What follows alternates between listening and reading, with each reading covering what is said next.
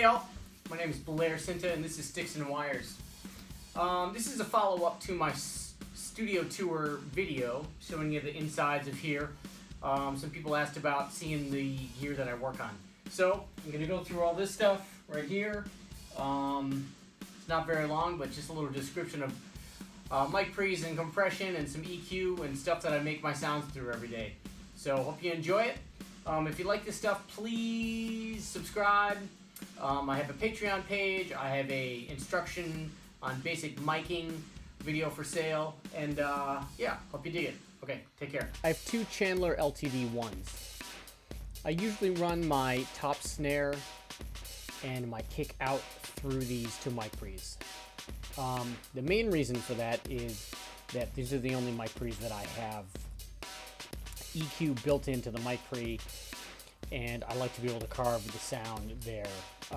That way there's just less futzing around after I go record and I come listen. Obviously the snare sound is one of the most important things, so when I can get in here, cut out some of that mid-range, boost some of the low end, whatever needs to be done for the sound, these are great mic pre's. Next I have these Day King mic pre 4s. And obviously there are 4 mic pre's in one unit. I mainly bought these because, well, first, they do sound good. And secondly, it was a pretty good value for getting the 4 mic pre's. Typically, I run hi-hat, bottom snare, and kick out through these mic pre's. I also, if I have to do bass, if I'm recording bass, DI, I run it through these. I really think these sound great with a bass, P-bass going through it. Really great round low end through these. And they're quite easy. I also often put my Nord Drum 3 through these. Next here, I have some Chandler TG2s. These are really awesome mic pre's. Lately I've been running toms through them, but I've also run kick and snare through them. Guitar is really great through them whenever I track guitar. Overheads, put overheads through these, and also mono overhead where you can really drive the input but keep the output low to get some of that mic pre distortion through it. Next I have these Bret Averell APIs. So I bought these. These were actually the first mic pre's, decent mic pre's I ever bought. I should say more than decent, good mic pre's. They were bought around 2000, so geez, about 20 years ago. And these are made from, as you can see, vintage API components. These are no longer production. The name has changed, but these are the original, basically APIs. Lately, I've been running my overheads through these with the ribbons, M160s, and my rooms through these with the Coles. Of course, I've run kick and snare and toms through these before in different phases, and you know, they're APIs, so they do the API thing. Super great. I've never had to have these worked on, knock on wood, in 20 years, if you can believe that. Next, Telefunken V78 Tube mic pre's. I got 2 of them, and they were racked by Marquette Audio Labs. Found these on eBay a long time ago, and these are my only 2 mic pre's. Lately, I have been running mono overhead through these. Of course, when you gain it up and get some of the, use some of the tube, they're really fantastic. I've also run rooms through these a lot. And of course they're great for if I'm going for a Motown thing or anything maybe vintagey. These are really great mic pre's. Do I keep saying that? I really love all my gear. Over on this side I have all my compression and EQ. All right, on the top is my Compex limiter. An incredible piece of gear.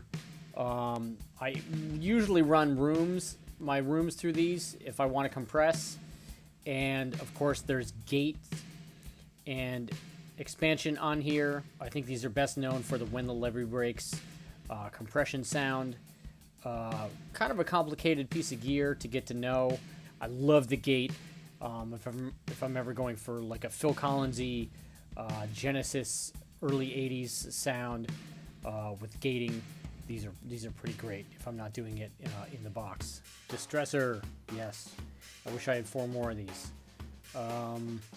What do I not run through this? Super versatile. I use plug-in version a lot for various things. Since I only have one of these hardware versions. Lately, there's been a whole lot of mono overhead going through this distressor. DBX 161. Excellent compressors. I actually had this pair of 161s and a pair of 160s at the same time.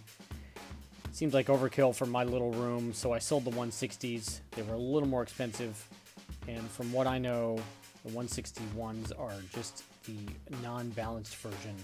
So they're the exact same thing as the 160s, but just not balanced.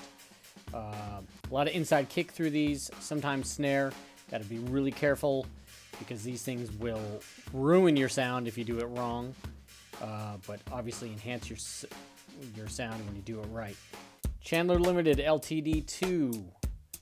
More great compression. Yes. Mono overhead goes through here a lot. Would be great to have a pair of these. Anything go through these. Love it. Chandler LTD2. I have a little 500 series rack down here. I have some API 560Bs for EQ. I believe I'm EQing rooms through there right now. But of course, those 560s are excellent EQs, and a lot of things go through there. Maybe toms might be in there. And next to those are these Altamoda EQs, which are super versatile. They have there's a lot going on in that little space there. Again, super dense, great for carving things out. Again, maybe toms. I'm not sure what's going through there right now, but great EQs. I got an empty space there, sad little empty space.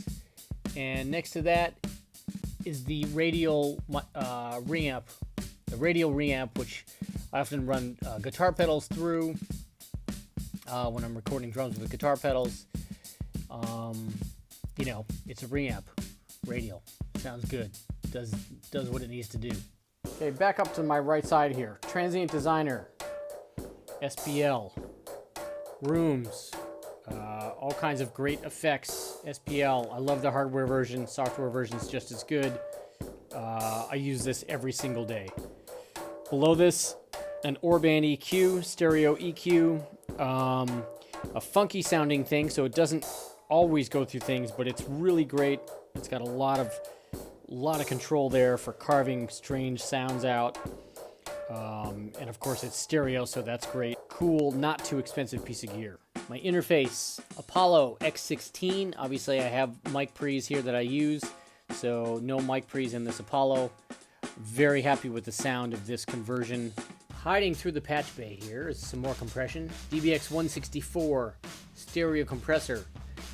Over easy compressor with this fader. Man, these things are great. When you turn that thing up, whoo, crazy compression.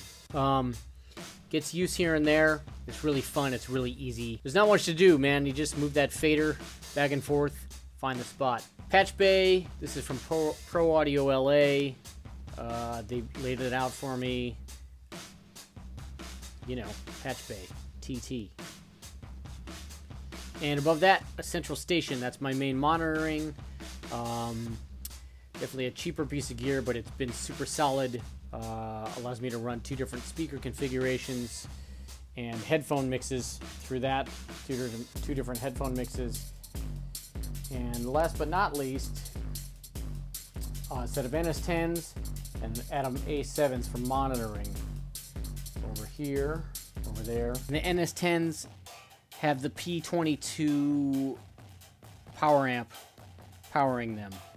The Atom A7s, of course, are powered on their own. Down below my feet, super cheap sub, Definitive. I don't even know the brand. It's called Definitive. Can barely even see it. It's hiding down there, but hey, it has the low end. Using an iMac. That's my main computer. Seems to work really well. It's very solid. I don't mix a whole lot of big sessions. Mainly drums coming out of here. iMac does it super solid.